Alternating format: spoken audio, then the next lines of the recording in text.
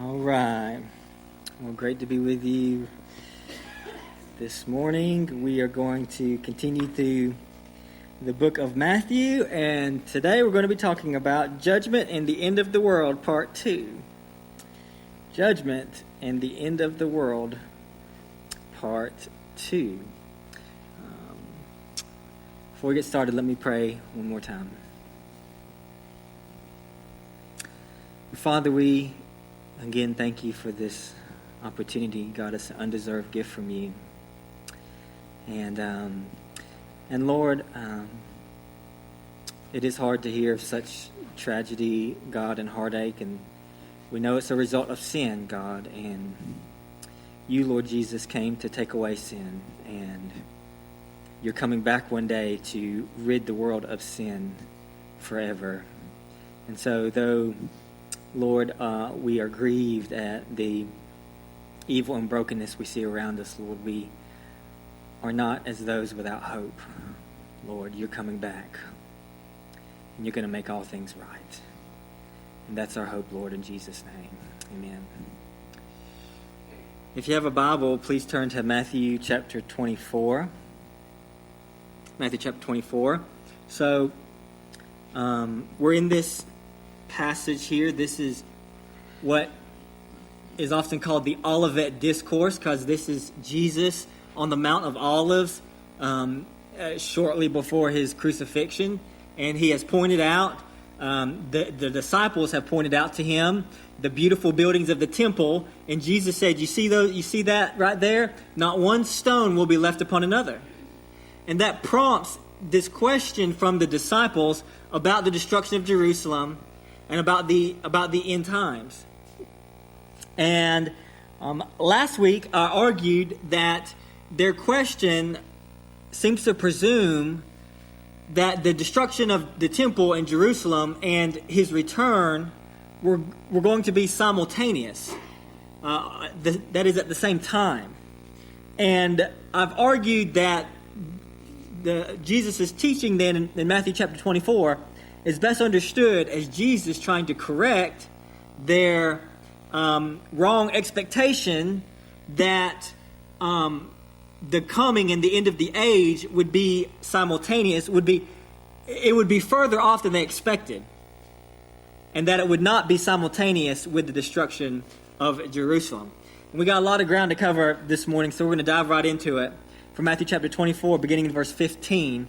If you're able and willing, I invite you to stand in honor of the reading of God's Word. Matthew chapter 24, beginning in verse 15. It says, "So, when you see the abomination of desolation spoken of by the prophet Daniel standing in the holy place, let the reader understand, then let those who are in Judea flee to the mountains. Let the one who is on the housetop not go down to take what is in his house. And let the one who is in the field not turn back to take his cloak.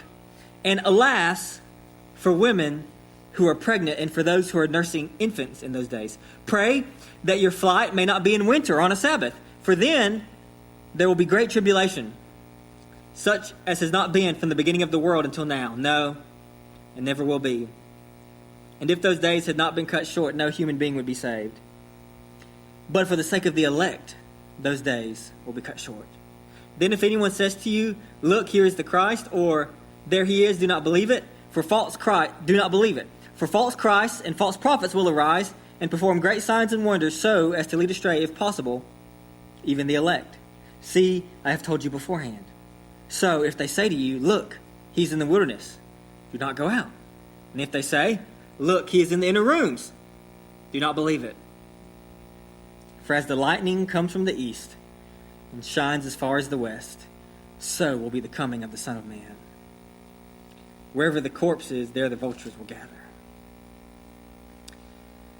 Immediately after the tribulation of those days, the sun will be darkened and the moon will not give its light, and the stars will fall from heaven and the powers of the heavens will be shaken. Then will appear in heaven the sign of the Son of Man, and then all the tribes of the earth will mourn, and they will see the Son of Man coming on the clouds of heaven with power and great glory. And he will send out his angels with a loud trumpet call, and they will gather his elect from the four winds, from one end of heaven to the other. from the fig tree learn its lesson. As soon as its branch becomes tender and put out its leaves, you know that summer is near. So also, when you see all these things, you know that he is near at the very gates. Truly I say to you, this generation will not pass away until all these things take place. Heaven and earth will pass away, but my words will not pass away. The word of God. You may be seated. Okay, so as we continue through this very difficult and crazy passage, we get to the section that concerns the destruction of Jerusalem. And the question is, how does this chronology fit in with what we've seen so far? As I just mentioned, remember that this discussion was prompted by Jesus' remark that the temple will be destroyed, that not one stone will be left upon another, and that prompts the disciples to ask the question, when will these things be, and what will be the sign of your coming in the end of the age? And as I've said, I think their question assumes that the destruction of Jerusalem and the end of the age would be at the same time, and Jesus is realigning their expectations. He wants them to see that it's going to be further off than they realize, and therefore, when they see many of these things happen, they should understand that the end is not yet. And we saw many of those things last time, right? Wars and rumors of wars. Okay, earthquakes, famines, nations will rise up against nation, kingdom against kingdom, and even turmoil within the church, and deceivers and false prophets arising in the church. But even these things, he says, are not signs of the end, but the beginning of the birth pains. Okay, and so the true and final sign that the end would come is that the gospel would be proclaimed throughout the whole world as a testimony to all nations, and then he said the end would come. Okay, so then we get to verse 15, and verse 15 there begins with a little word that is translated "so" in English. So, when you see the abomination of desolation.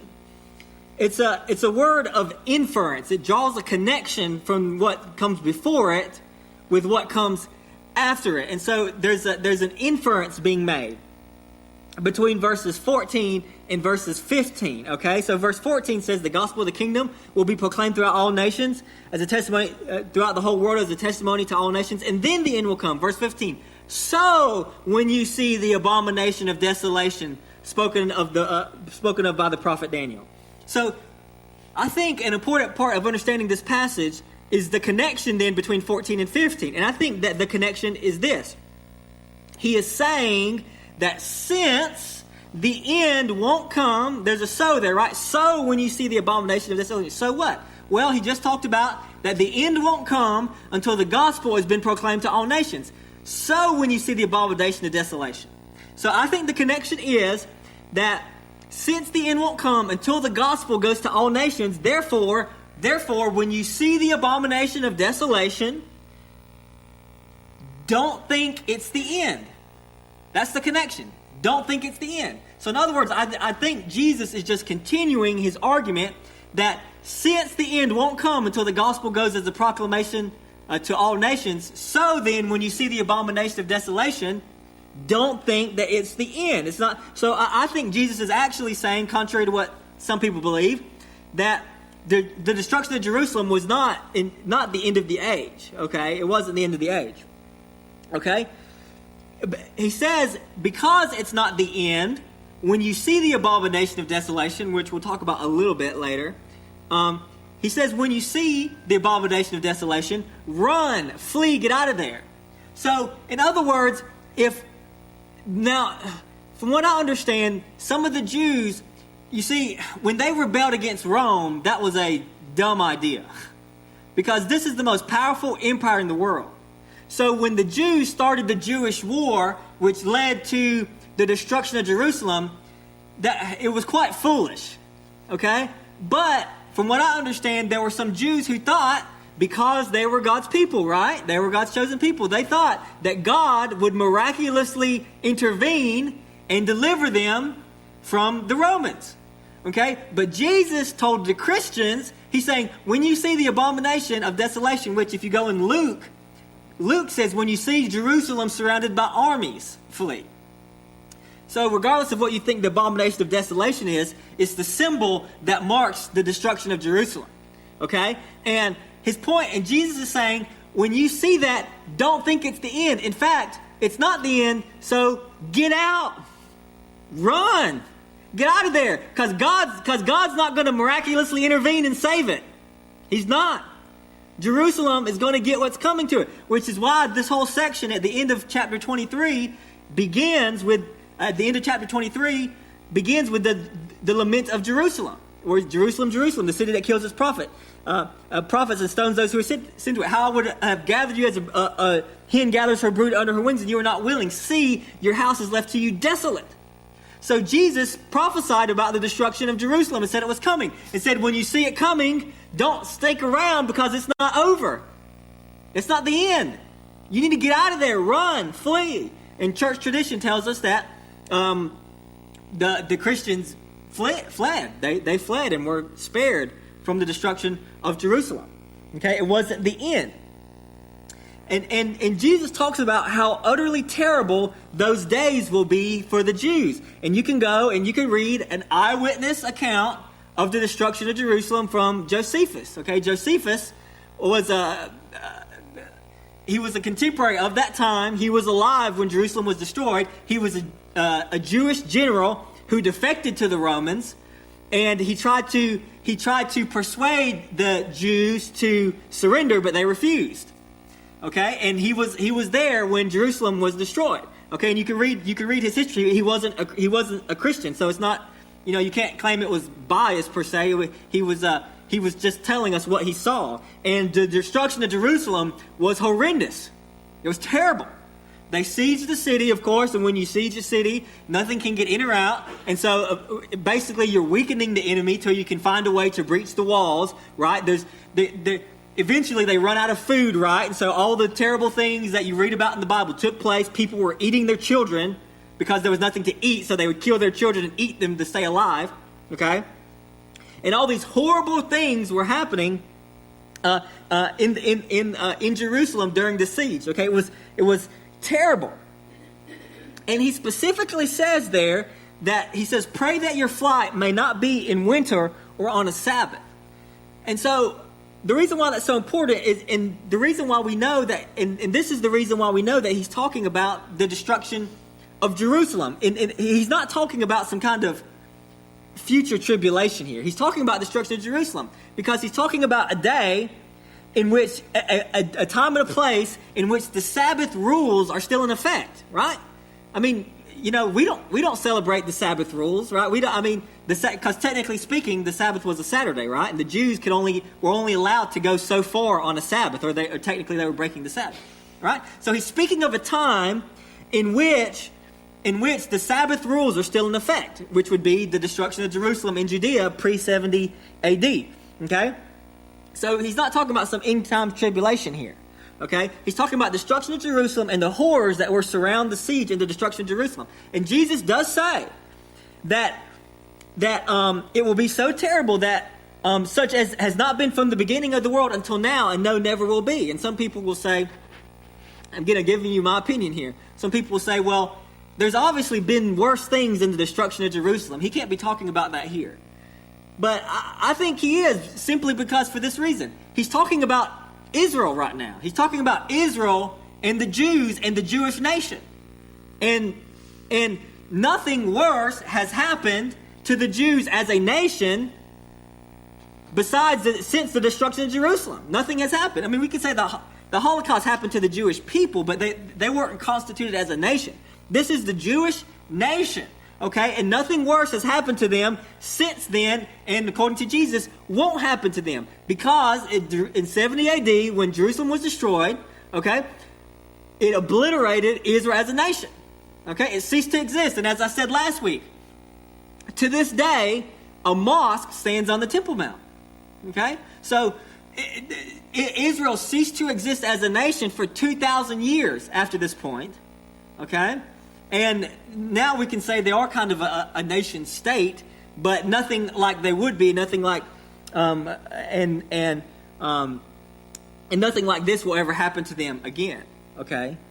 And so I think that's what Jesus is talking about there. And consistently in the book of Matthew, Jesus condemns what he calls this generation, his generation, okay?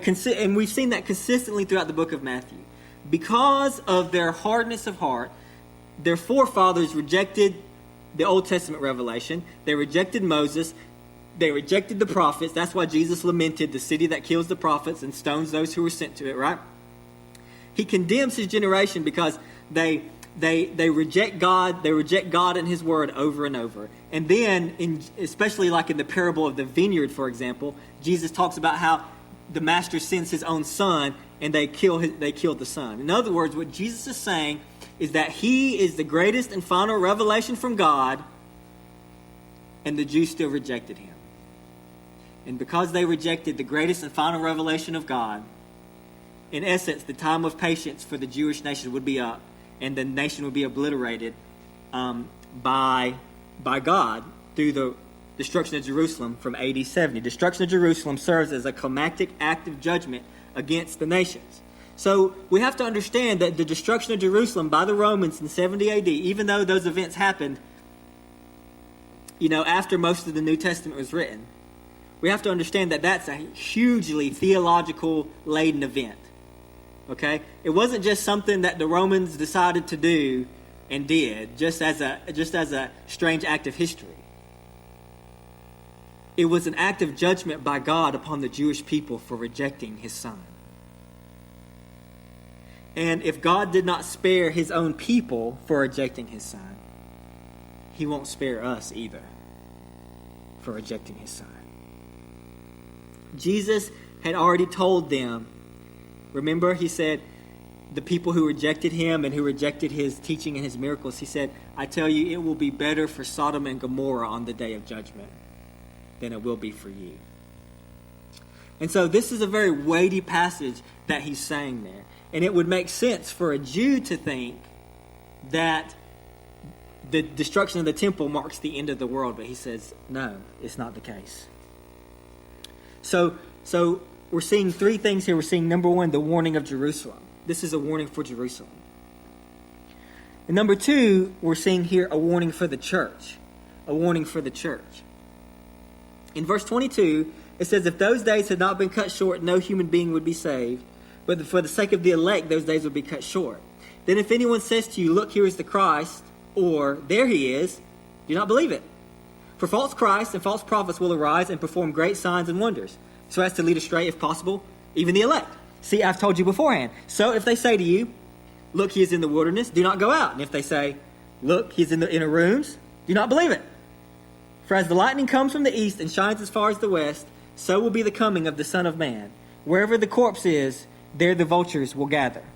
Okay, so this passage and this section is difficult to interpret, and my take is this, and this might be one of the more controversial takes on my reading, but this is what I believe. I think in verse 22, when he says, if those days had not been cut short, no human being would be saved, I think that there should actually be a break, like a paragraph break in the text, okay? A paragraph break in the text, okay? I think that he's no longer talking about the destruction of Jerusalem, but when he says, in those days, if those days had not been cut short, okay, when he says those days, I think he is now referring not just to the destruction of Jerusalem, okay, but to the entire intervening period that he has talked about that will lead up to the end of times, okay? I think there should be a break there in the text, okay? So if it says, if those days had not been cut short, no human being would be saved, but for the sake of the elect, those days will be cut short. In one sense, that meaning is clear. The clear meaning is this, that at some point there will be a season of great difficulty that God will cut short for the sake of the elect. So God has a chosen people who he will guarantee, he will make sure that they will endure to the end, because he will cut that time short before they would despair or give in, okay? The question is what is those days that he is talking about? What days is he talking about that will be cut short? And if you just read the flow of the passage, and I've argued he's been talking about destruction of Jerusalem, it sounds like he's talking about he will cut the days of Jerusalem short so that the elect would be saved. But I'm saying that I think he is now zooming out and then now referring to those days, all the days leading up to the very end, not necessarily specifically the days of Jerusalem. And there's a few reasons for that. Number one,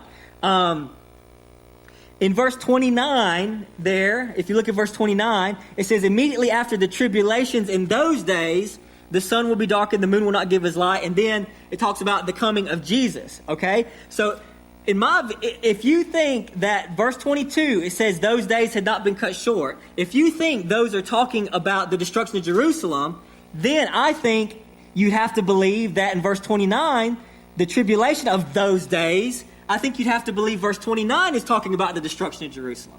And then if you believe that, then you believe that Jesus returned. Jesus returned at the destruction of Jerusalem. And I think that's very unlikely. So that's one reason I think that he has zoomed out at this point. The second reason I think verse 22, where it doesn't refer to the destruction of Jerusalem, but there's a whole intervening period, is he says that if those days had not been cut short, no human being would be saved. The phrase human being is a Greek phrase which literally means all flesh. And if you go back and you look at that phrase and how it's used in the Greek Old Testament, it's used in reference to Noah's day, which is a reference to climactic judgment from God. And in Noah's day, it refers to every human being, right? Every human being, okay? And so it's a Greek phrase that tends to refer to all people, not just people in a specific location. Okay, so I think it's unlikely that he's referring just to Jerusalem there. Number three, he references the elect. If those days had not been cut short, he cut the day short for the sake of the elect. Well, usually when the phrase elect is used, it's referring to all of God's chosen people, not just to God's chosen people in a specific location, in a specific time. Okay, it's usually referring to all of that. And then finally, the final reason I think he's talking about all of the intervening period, not just the destruction of Jerusalem, is that he tells the Christians that they should flee Jerusalem. He tells the Christians they should flee Jerusalem. But if he said that those days will be cut short for the sake of the elect, well, who are the elect? The elect are Christians. Well, if he told the Christians to flee Jerusalem, why would he need to cut the destruction of Jerusalem short if they've already left, right? For the elect in Jerusalem. Why would he need to cut it short if they've already left? He told them that they should flee Jerusalem. So all those arguments point to verse 22 being referring to all the intervening period before the return of Jesus. So in other words, all the intervening period, we're going to see wars and rumors of wars. Nation will rise against nations, famines, diseases, earthquakes, plagues, turmoil within the church. All those things would take place throughout including the destruction of Jerusalem. All those things would take place before Jesus would come. Okay? And they will continue to happen, and they will become, I would argue, they would become right before Jesus' return, they will become very severe. Very severe. This is one of the reasons I believe that, along with the book of Revelation, that right before Jesus comes, I think there will be a severe persecution of Christians in the world. But the time leading up to Jesus, I think right before Jesus comes, the earth will be in the worst state that it's ever been. Okay? And those days, right before Jesus' return, will be so bad, they'll be so bad that God has to cut them short, lest even the elect be lost. Okay? And so all these things are going to happen leading up to the end. So what Jesus is doing is what? He's answering this two-part question. When will these things be? That is, when will the destruction of Jerusalem happen? And then verse 2, and then the second part of their question is, when will be the sign of the coming and the end of the age? Okay? And so Jesus said, when you see the abomination of desolation, which is either the Roman armies or something that the Roman army set up, or it could be, actually, I think it's more likely, that it's some kind of sacrilegious thing that the Jews did in the temple, okay, that in rebellion against God before the Roman armies came, okay, and there's all kinds of weird things that went on during the Jewish war before the Romans got there, that the Jews were doing before the Romans got there, okay, in rebellion against God. Okay, so when you see that, you need to flee because the end is not yet. And so all these things would take place before Jesus comes. Before Jesus comes.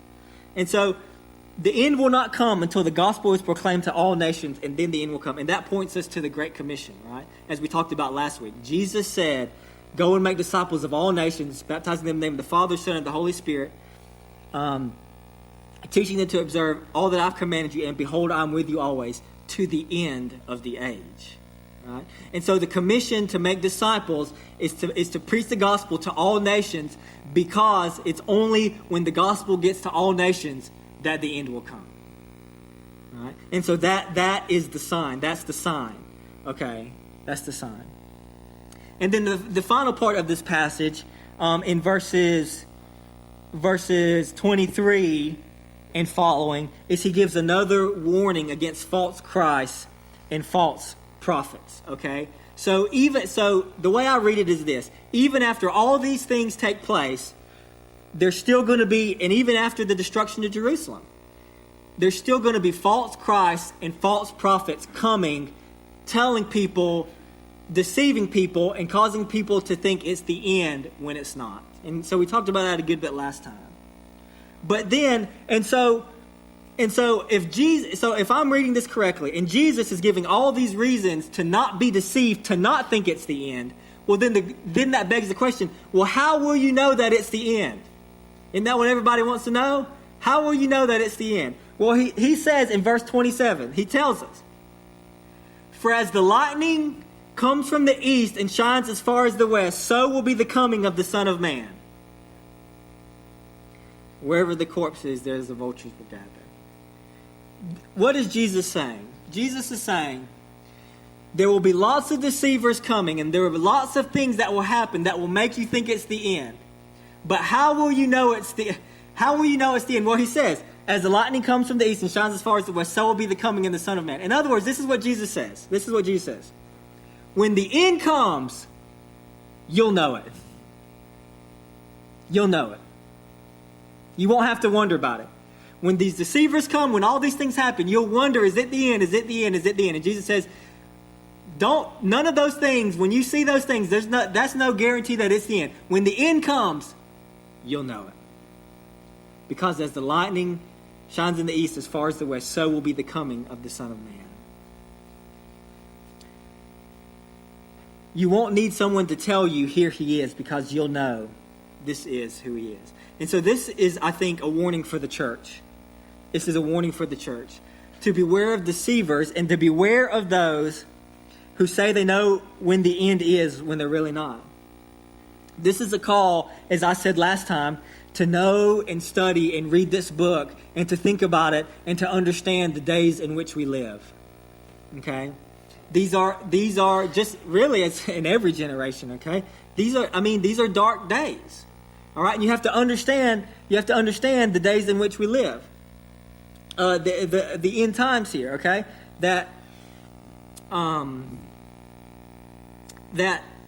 We don't know when the end is. Nobody knows when the end is. People will come and they will deceive. People will come and they'll deceive Christians and deceive people in many different ways. Okay? But when the end comes, we'll know. But until then, until we know, right? We don't know, right? Until it happens, we don't know. We just don't know. And until then, Jesus says we have to be ready at all times. We have to be ready at all times. Ready for Jesus' coming. It's a number one, warning for the church, Jerusalem. Number two, warning for the church. And finally, number three, warning for the world. Warning for the world. It says, verse 29, immediately after the tribulation in those days, the sun will be darkened, the moon will not give us light, the stars will fall from heaven, and the powers of heaven will be shaken. And then will appear in heaven the sign of the Son of Man, and all the tribes of the earth will mourn, and they will see the Son of Man coming on the clouds of heaven with power and great glory. And he'll send out his angels with the loud trumpet call, and they will gather his elect from the four winds, from one end of heaven to the other. From the fig tree learn its lesson. As soon as the branch becomes tender and put out its leaves, you know that summer is near. So also when you see all these things, you know that he is near at the very gates. Truly I say to you, this generation will not pass away until all these things take place. Heaven and earth will pass away, but my words will not pass away. So we see a warning for Jerusalem, a warning for the church, and then finally, a warning for the world. So again, in my reading here, I think Jesus in verse 22 transitioned from talking about the destruction of Jerusalem to back to the whole intervening period from the days of the disciples until his second coming. And so when it says in verse 29, immediately after the tribulation of those days, I don't think he's talking about the destruction of Jerusalem. I think he's talking about the tribulation that will reach a climactic kind of fever pitch right near the end, right before Jesus returns. And he says, after that tribulation, the sun will be darkened, the moon will not give its light, the stars will fall from heaven, the powers of heaven will be shaken, and then will appear in heaven the sign of the Son of Man. You see, another reason, again, if we say that he's talking about the destruction of Jerusalem there, then you have to believe that Jesus came back in 70 AD, which I think is a very difficult position to hold. Okay? And it says there that the sun will be darkened, the moon will give its light, and the stars will fall from heaven. Well, what in the world does that mean? Well, if you go back in the Old Testament, in the prophets, especially like Isaiah, for example, and Jeremiah, this is Old Testament language. Jews would have understood this language. So it could be literal, but I'm inclined to think it's not. What it is it's Old Testament language that refers to divine judgment from God. The sun be darkened, the moon will not give its light, the stars will fall from heaven, is used in the Old Testament to refer to God's judgment on nations. For example, he uses that same language to talk about the destruction of Israel, the destruction of Babylon, and then later the destruction of the world. Okay? And so, in other words, it's symbolic language that has to do with divine judgment. And so basically what he's saying is that after the tribulation of those days, the period of great hardship leading up to his final coming, and then at that time, he says, divine judgment will fall. That's what he's saying. The divine judgment will fall. It says, then will appear in heaven the sign of the Son of Man, and all the earth will be mourn. Will mourn, okay? So he's using this Old Testament imagery to say that at that time, after the judgment after the tribulation of those days, okay, that are coming, that God will then pour out his divine judgment on the earth, okay? And so this is Jesus' answer to the second part of the question of what will be the sign of his coming and the end of the age, okay? And so I'm like I said, I believe here he's talking about the end, the end of all things, okay? The end of time, okay? The end of the world as we know it. And the reason for that is that the phrase end of the age is used 6 times in the New Testament. 5 of them are in Matthew. If you take out this use in Matthew 24, 3 of the times that it is used is in the parable of the weeds. You remember the parable of the weeds, the parable of the wheat and the tares, right? It says that he will send his angels out at the end, and they'll separate the wheat from the tares, and that is the end of the age. So to me, that clearly refers to the end, the end of the world. And then the last use of the end of the age is in the Great Commission, which I think, again, clearly refers to the end of history as we know it. Okay? So at the end times, okay, at the end of this great tribulation period, okay, the divine judgment will come, and people will see in heaven the sign of the Son of Man. And I want you to think about this. What happens when they see the sign of the Son of Man? What happens when they see the sign of the Son of Man? It says what? That all the tribes of the earth will mourn. They're mourn. Okay? So, you know, Christians, we sing these great and awesome songs about, you know, when we all get to heaven and when Jesus is coming back. But we can't ever forget that, yeah, Jesus coming back is good news for Christians. But it's not good news for everybody. Because the Bible says that the primary reaction that Jesus will get when he comes back is not singing and dancing. It's going to be weeping and mourning. Why? Because at that moment, people will realize that Christians were right, that we weren't joking, that we were telling the truth. But it's too late. It's too late. They will mourn when Jesus comes back, because they thought at worst that Christians were these backward, bigoted, old-fashioned, crazy people. At best, they thought maybe we were just naive kind of people who needed a religious crutch to get through life. But at the end, when Jesus comes back, they'll say, oh no, they were right. And it's too late. It's too late. When the sky splits open, it's too late. Most of the world won't rejoice that Jesus is coming. They will mourn because they love this life. They love themselves. They wanted to be the king of their own lives rather than submitting to the kind, gracious rule of King Jesus in their lives. And the world will mourn. And Jesus said that people will cry out for the mountains to fall on them to hide them from the wrath of the Lamb. Hide them from the wrath of the Lamb.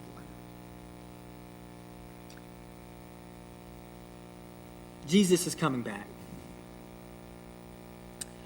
Okay, one final thing I need to deal with. I know this has been kind of technical, but I kind of have to. There's no way to avoid it because it's such a debated passage. But there's one final thing that I want to address before we wrap up this passage, and that is verse 34, if you look there in verse 34. And if you read there when he talks about the fig tree, and he says that this generation will not pass away until these things take place. The reason why, and again, the reason why some people interpret this that all of these things happened with the destruction of Jerusalem is because of this verse, right? Because if you read it, when it says all these things will take, this generation will not pass away until these things take place, that's really difficult to read, right? Because he has just talked about the second coming. So how can he say that this generation will not pass away until these things take place when he's just talked about the second coming, unless the second coming already happened? And so some people read it like that and say, well, if the Bible is true and Jesus knew what he was talking about, then the second coming in some sense had to take place with the destruction of Jerusalem or something like that. But I think there's a way out of that interpretation. And I think the key is in verse 33. Notice there in verse 33 it says, when you see all these things, know that he is near at the very gate. So the difficult part is these things, right? What are these things he's talking about? Okay? Well, when he says, when you see these things, you know that he is near, well, what things is he talking about?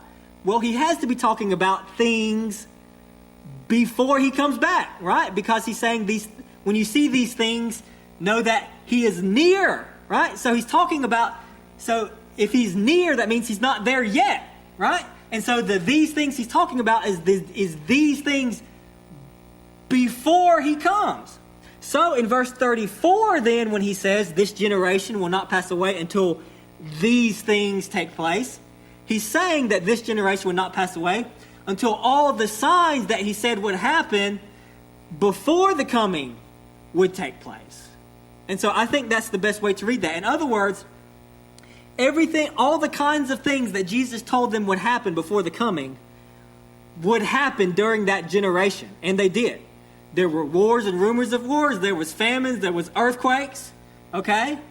All those things, and even the destruction of Jerusalem, all those things took place before the generation of disciples passed away. In other words, what I think Jesus is saying is he's saying all the things that will be necessary to take place before our return is going to happen before this generation is over. And at that point, know that I am near. Know that I am near at the very gates. Okay? Know that I'm near at the very gates. Okay, and that's what I think that Jesus is saying there. When you see all these things take place, know that I'm near at the very gates. Heaven and earth will pass away, but my words will not pass away. Jesus is saying that what I'm saying to you, you can bank on it. You can bank on it. Okay, you can bank on it.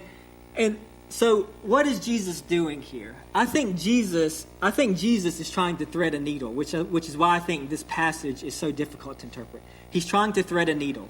He's trying to, on the one hand, correct his disciples' false expectations that it'll be sooner than they think.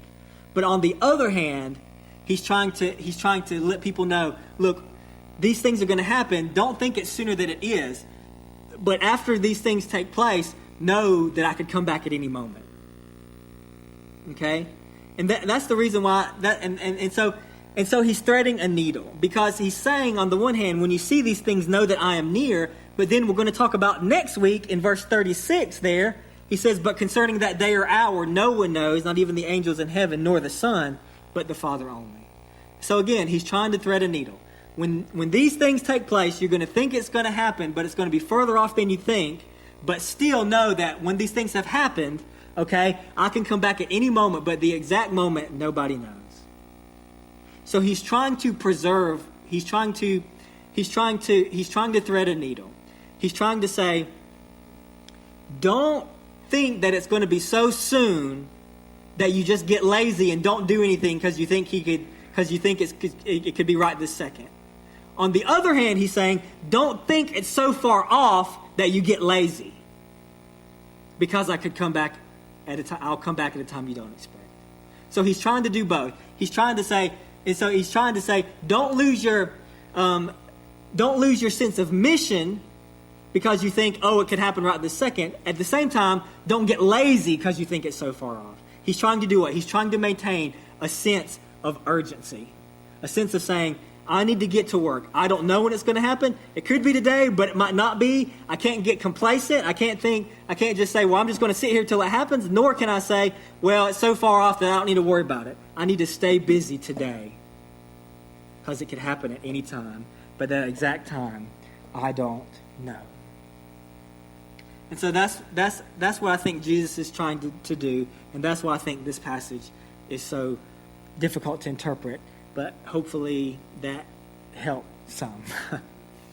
Okay, so as we wrap the message up this morning, I thought it would be good to close with a passage. Jesus said he's going to come back. And when he comes back, you'll know it. You won't have to wonder about it. You'll know it. And when Jesus comes back, he said he's going to send out his angels to gather the elect from the four winds. This is how the Apostle Paul put it, and I think it's worth reading just for vividness. For this we declare to you by a word from the Lord. So in other words, Paul is saying, Jesus taught this. I didn't make this up. Jesus taught this. This is what we have. This is what we declare to you by a word from the Lord. That we who are alive, who are left until the coming of the Lord, will not precede those who are falling asleep. For the Lord himself will descend from heaven with a cry of command, with the voice of an archangel, with the sound of the trumpet of God, and the dead in Christ will rise first. Then those who are alive, who are left, will be caught up together with them in the clouds to meet the Lord in the air. And so we will always be with the Lord. Therefore, encourage one another with these words. So Jesus is coming back. The world at Jesus' return, most of them will mourn. But we won't. We won't mourn. Because God is going to send out his angels and collect us from the four winds. And you know the Thessalonians in that passage that I just read? They were concerned. They had brothers and sisters in Christ, loved ones, and they were confused, and their loved ones died, and Jesus hadn't come back yet, and they thought, oh my gosh, my loved one's dead. What's going to happen to them? And Paul says, no, don't worry about them, because your loved ones who died in Christ, when Jesus comes back, they're going to come up first from the ground. And they're going to go on up ahead to Jesus. And Jesus is going to catch you up. And you're going to be with them and with him forever. After that. That is the great Christian hope. That is the glorious truth that can uphold and sustain Christians in the darkest of times, in the darkest of hours. You've gone through some dark things in life. Christians throughout history have gone through some dark things in life. If we are alive when Jesus returns, I believe we will go through some of the darkest times that the world has ever seen. But you know what? We can endure it because, one, God's going to make sure of that. He'll cut the time short. He'll cut the time short before it gets too bad. But the biggest thing is that He's coming back. And when He comes back, it doesn't matter what we endured in this life. When He's coming back, we coming up. We're going to be with Him forever. He's going to deal with sin finally and fully. And so we will always be with the Lord. And so what have we seen this morning? A warning for the Jerusalem, a warning for the church, and a warning for the world. You see, Jesus is coming. It's most often presented as a warning. A warning to say, hey, I'm coming back. Be ready when I do. And I pray that we are. Let's pray together. Father, thank you for this morning. And Lord Jesus,